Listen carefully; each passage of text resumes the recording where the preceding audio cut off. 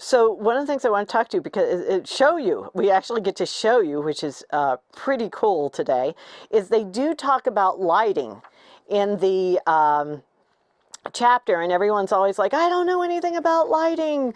I don't understand what they're talking about. Well, these wonderful gentlemen, they're all gentlemen, so that's why I'm saying that, when I said to them, hey, do you have any like pictures where I can really show what it is? And they did me one better, and I'm very grateful to Brad and everyone else who made this happen. So I'm actually going to get to show you today lighting, examples of lighting. 3 of the types of lights that I usually talk about in class and how we've come up with it is, the first one is called a Leko. And L-E-K-O, I may have written it down and forgot to turn the page. So L-E-K-O, you'll see this in the chapter, a Leko. And my dear friend Carol at one point came up with this wonderful thing where she said, a Leko lights the lectern. For me, that became a great way to remember what kind of light it was, because what some of us not in the trade might call just a spotlight, I realized it was a very detailed spotlight that had an edge that was very, very precise. And hopefully I will do this right. That is a Leko. So you can see, if you look at the image, you could almost take a pencil and draw right around the edge. A Leko lights the lectern, and when you think about it, when you have someone standing at the lectern, you want that very precise light on them. So a Leko lights the lectern. Carol teaching me that has been huge in me keeping my lights straight. The other cool thing about a Leko is this is what we can use. I know I didn't do it right, did I, Brad? There we go. Now I got it. That is a Gobo. So a Gobo, and for me the O's help me remember it, a Gobo is used on a Leko. Now a Gobo, most of you are probably familiar with them, but they used to be done with gels, films that were cut out, and we could do them with logos and everything like that. Now, as you can see with this one, they can be done metallic, so they can be used more than once, which is pretty cool. So a Leko lights the lectern, and a Gobo is used. I can't do it the second time. Okay, I'm not going to break there. Not going to break the light. So, and a Gobo is used on the Leko. So hopefully the O's will help you remember too.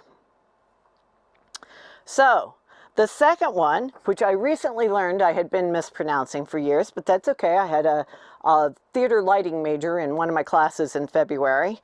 It's spelled F-R-E-S-N-E-L-S. It looks like Fresnel's. It's actually pronounced Fresnel. The S is not pronounced in the middle of it. Now this is a soft edge spotlight. I always think of it in terms of the edges fade out.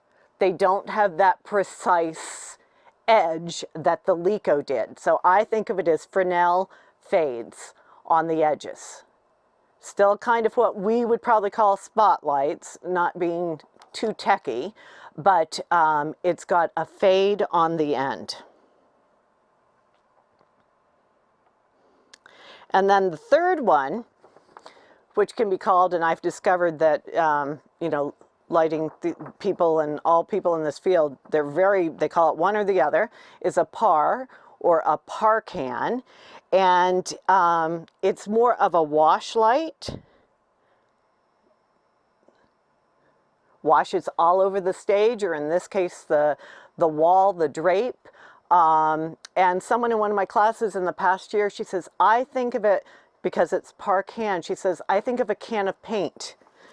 If I was to spill it and it was to flow everywhere, that it would cover the whole thing. And actually Brad, the lighting expert here with us today, he was telling me that they actually did start out with like a car headlight in a can.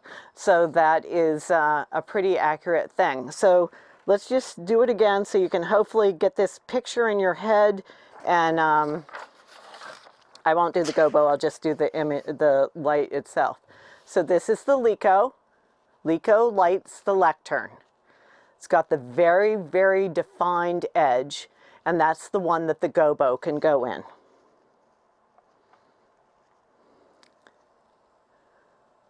This is the Fresnel. It fades out. It's also a spotlight, but it fades out on the edges.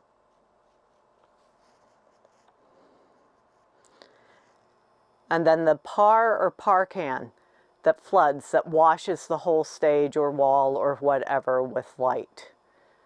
So I'm hoping, thank you Brad and everyone else who was involved in this. I know they had to change all the cameras and everything too for me to be able to do this, but I'm so grateful because this is the first time, and for me to actually see them and truly understand them, why I'm describing them, is a great thing. So hopefully that was interesting to you too.